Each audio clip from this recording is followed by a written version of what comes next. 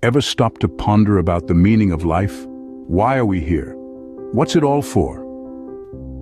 Have you ever found yourself asking these questions, perhaps late at night when the world is quiet and your mind is loud? It's a universal human experience, this quest for meaning. In our journey through life, we all seek to understand the purpose of our existence. In this video, we're going to delve into 5 simple principles that can help you live a more meaningful life. These principles aren't complex philosophical concepts, but rather simple, actionable ideas you can incorporate into your daily routine. We'll explore embracing imperfections, practicing gratitude, living in the present, pursuing passion, and spreading kindness. These principles are not a guaranteed formula for a perfect life, but they can guide you towards a life filled with more purpose, fulfillment, and joy. So stick around if you want to uncover how to live a more meaningful life with these 5 simple principles. Principle number 1, embrace imperfections. Perfection is a myth. In our quest to live a more meaningful life, the first principle we need to understand is the power of embracing our imperfections. It's easy to get caught in the trap of perfectionism, where we constantly strive for an ideal that simply doesn't exist. In truth, there is beauty in our flaws, in our quirks, in our unique twists and turns that shape us into the individuals we are. Take, for instance, the story of a potter. Each day he molds clay into vessels of various shapes and sizes. Sometimes the clay does not bend to his will. It cracks, it warps, it becomes something entirely different from what he initially intended. But instead of discarding these imperfect creations, the potter sees them as opportunities. He turns these mistakes into unique pieces of art, their imperfections adding a charm that perfectly molded vessels could never possess. And it's these imperfect pieces that often become the most cherished, the most valued. Similarly, our lives are like that lump of clay. They twist and turn in ways we never expect. We make mistakes, we falter, we stumble. But each of these moments is an opportunity to grow, to learn, to become stronger. Our imperfections make us human. They make us real. They give us character. They give us depth. They are not something to be hidden away, but rather something to be celebrated. Now, embracing imperfections doesn't mean we stop striving for better. Quite the contrary. It means we acknowledge our flaws. We learn from our mistakes. And we use these experiences as stepping stones towards becoming the best versions of ourselves. It's about finding the balance between self-improvement and self-acceptance. So, let go of the myth of perfection. Embrace your imperfections. Celebrate your uniqueness. Because it's in these flaws, in these quirks, in these unique twists and turns that your true beauty lies. Remember, our imperfections make us unique. They define who we are. Principle number 2. Practice gratitude. We often overlook the good in our lives, but imagine starting your day with the sunrise, a warm golden light spilling across the horizon. It's a sight often taken for granted, yet it is a daily reminder of life's consistent beauty. Now think about a simple meal, maybe a bowl of warm soup or a handful of fresh fruit. It's not extravagant, but it nourishes and comforts, a testament to life's simple pleasures. You see, gratitude isn't about grand gestures or monumental achievements. It's about acknowledging the everyday miracles that make life worthwhile. When we practice gratitude, we shift our focus from what's missing to what's present, from lack to abundance. It's about seeing a half-filled glass as half full, not half empty. Gratitude is a muscle, and like any muscle, it needs regular exercise to grow stronger. So how can we flex this gratitude muscle daily? It's simple. Start by recognizing the good in your life. You could maintain a gratitude journal where you jot down 3 things you are grateful for each day. Or you could take a few moments every morning or evening to silently acknowledge your blessings. You'll soon notice a shift in your perspective. You'll start to appreciate the sound of birds chirping in the morning, the taste of your favorite tea, the warmth of a loved one's smile. You'll find joy in the ordinary, peace in the mundane. Gratitude doesn't just enhance our mood, it can improve our physical health too. Studies have shown that people who regularly practice gratitude have lower blood pressure, better immune function, and even healthier hearts.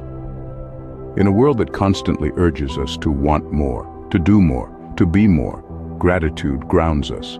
It reminds us that we are enough, that we have enough. So let's make a pact.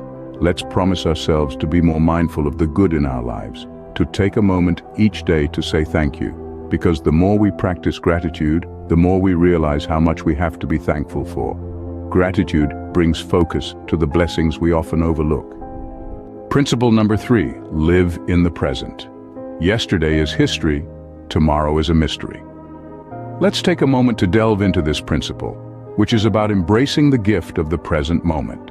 It's about letting go of the past and not being overly anxious about the future. It's about living here now. Imagine a person walking in the park on a sunny day. They're not thinking about the emails they have to answer when they get back or the laundry they have to do later. Instead, they're fully immersed in the moment. They're appreciating the warmth of the sun on their skin, the rustling of the leaves in the wind, the laughter of children playing nearby. They're savoring the beauty of the flowers, the freshness of the air, the softness of the grass under their feet. This is what it means to live in the present. It's about being fully engaged in whatever you're doing, fully aware of your surroundings, fully experiencing every sensation, every emotion. It's about being here now, not somewhere else in your mind. Think about how often we're physically present, but mentally elsewhere. We're at dinner with friends, but we're thinking about work.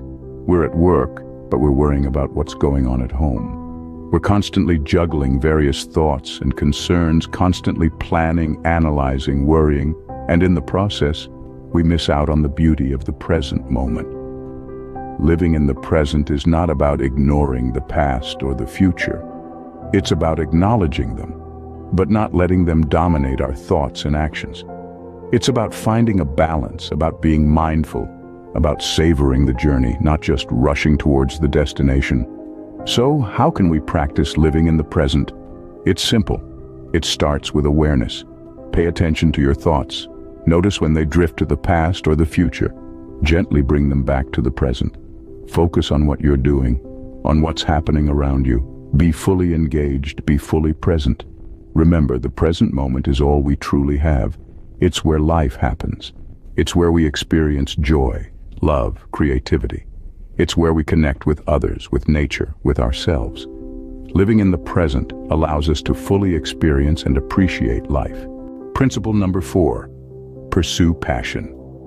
Do what sets your soul on fire. Imagine waking up each morning, not dreading the day ahead, but rather eagerly anticipating it. This is what pursuing your passion can feel like.